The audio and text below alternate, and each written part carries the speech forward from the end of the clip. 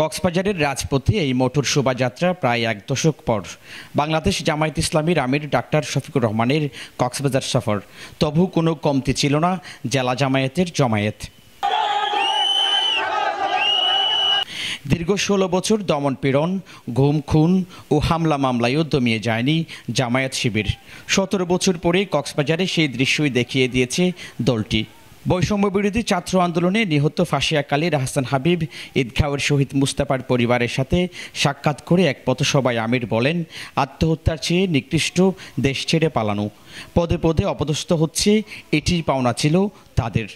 আমরা জানি আত্মহত্যা হারাম, তার চাইতে আরো নিকৃষ্ট মানুষের সাথে গাদ্দারি করে পালিয়ে যাওয়া। আদালত অঙ্গনে তারা অপদস্থ হচ্ছে, এটি তাদের ন্যায্য পাওনা। বাংলাদেশ একটি কঠিন ক্রান্তিকাল থেকে মুক্তি পেয়েছে। আইনের শাসন ছিল না, গণতন্ত্র নির্বাসিত ছিল দাবি করে কেন্দ্রীয় জামায়াত নেতা মোহাম্মদ শাহজাহান বলেন, অধিকার হারা এই জাতিকে ছাত্র সমাজ মনের দাবি মেটাতে সক্ষম হয়েছে। গণতন্ত্র নির্বাসিত ছিল, সকল দিক থেকে মানুষ অধিকার হারাচ্ছিল। এদেশের সচেতন ছাত্র সমাজ তাদের একটি কোটার বিষয়কে সামনে এনে 18 কোটি মানুষের মনের দাবিগুলো তারা পূরণ করতে সক্ষম হয়েছে। দেশের সংখ্যালঘুদের জানমাল নিরাপত্তায় জামায়াতের কঠোর নিরাপত্তা কর্মসূচি পালিত হয়েছে।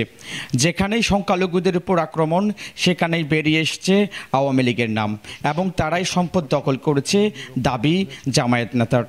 যারা বলেছে যে সংখ্যালঘুদের কোথাও কোনো আক্রমণ হয়েছে, তাহলে ইনভেস্টিগেশনে বেরিয়ে আসছে যে এই ঘটনাগুলোর সাথে আওয়ামী লীগ জড়িত ছিল, যুবলীগ জড়িত ছিল, তাদের সম্পদ দখল করেছে, তারাই জড়িত ছিল, দুষ্কৃতিকারীরা জড়িত ছিল।